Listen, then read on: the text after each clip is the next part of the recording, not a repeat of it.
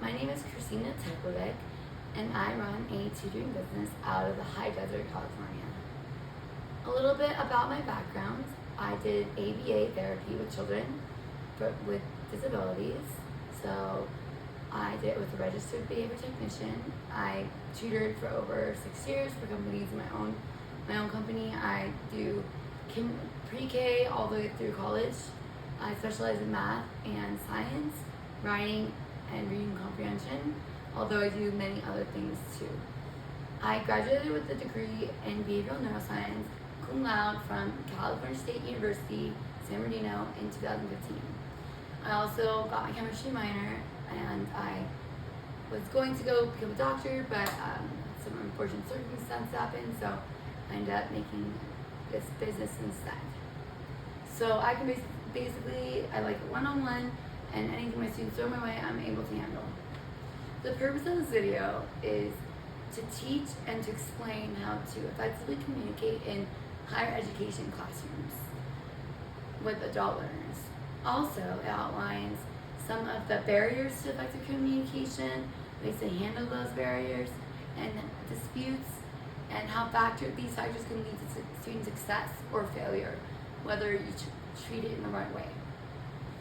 3 strategies I would use to build a sense of community, which in my class, with proper communication, which is necessary, would be to start early with an icebreaker. Something really silly, so then even shy students can get involved and everyone gets talking and laughing, and that's always a good sign. And I would also be accessible, so I would stay after class, before class, be flexible with my time, office hours, and be willing to meet with students on their time when it allows. And that will foster our effective communication, both our relationship from instructor to student, which is important too. And lastly, I would engage students via active learning. So active learning means that basically teacher does not just talk to you, professor does not just talk at you. It requires communication. So things like discussion questions in class where we have a group discussion, or on the message boards, things like a group projects and where presentations where groups have to work together, things like that, and involving your students will get them communicating. And those are the 3 strategies that I would use. Also, professor involvement requires communication effectively, and it's proportionally connected to student learning outcomes. Been shown by a lot of studies.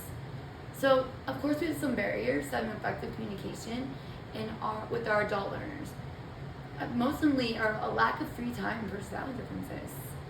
So adults have a lot of responsibilities. They have children, they have families and jobs, things to do. So ensuring that I'm flexible and other professors are flexible with their time, like I said earlier, that is the way to bridge this gap of them having so many things to do.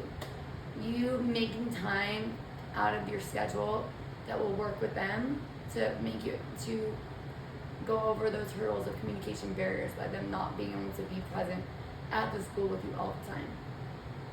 Furthermore, I would reach out to them on email, and that'd be very important because that's been shown to build rapport with students and build a relationship with virtual learners especially. Another thing I would do is, with personality differences, introverted and shy students may not want to speak. I would have tried very hard to get these students to speak by building a relationship with them one-on-one, staying late, and also making silly icebreakers, like I said, and silly questions in class, and probing questions in each category to get them comfortable speaking up. So maybe one thing they might not want to talk about, but another they do. Furthermore, since there's a need to belong as a human being, conflict is going to arise. But naturally, learners and professors, we have massive differences in our personalities, our ideas, our styles, and our knowledge bases. So as adult learners, students in higher education, they need to be heard and involved in their academic experience to be successful. So as empathizing with our students, explaining the issue clearly, and listening are 3 strategies to de-escalate conflict in the classroom. So if there's a conflict between you and a student, you need to listen. Just be quiet, let them be heard. Most of the time, that's good enough. A lot of people just want to be heard. And then you can rectify the situation. If it's students, try to direct the conversation to a more positive place and intervene. You de-escalate that conflict. And then it's not always negative conflict. Actually, that's how we got a lot of different things in science. We learned things because conflict is how new ideas are generated, and that's what collaboration is all about. Like, different perspectives can shed new light on an issue. They always say like 2 heads are better than 1. So if an instructor is wanting an argument, like, they need to really listen and not interrupt their student, and be mindful of gestures and tone, because that's nonverbal communication. It's not all about what you're saying. So, and I'm just saying, I understand you need to empathize and understand your students. The only way you can do that is by communicating with them and making time. So there's a lot of benefits that learners can get by learning to effectively communicate and having effective communication in the class. So from satisfaction in their class, or learning more, or from improved mental health and grades, and less dropouts. That is a really big thing with communication, especially between the students and professor.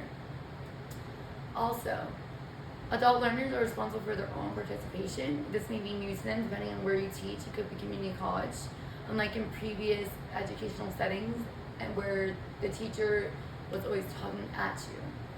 So you need to use the active learning model, as I said, and model effective speech as well, and effective what you want to see in your class for your students. Like when you do Discord or you do debates in class, you need to model what's effective in the nice way and with the right tone.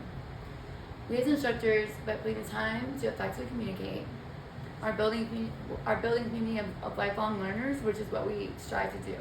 That have the insight and that new insights, and are much more likely to have success in their future endeavors and lives, because communication is everything. Thanks for watching.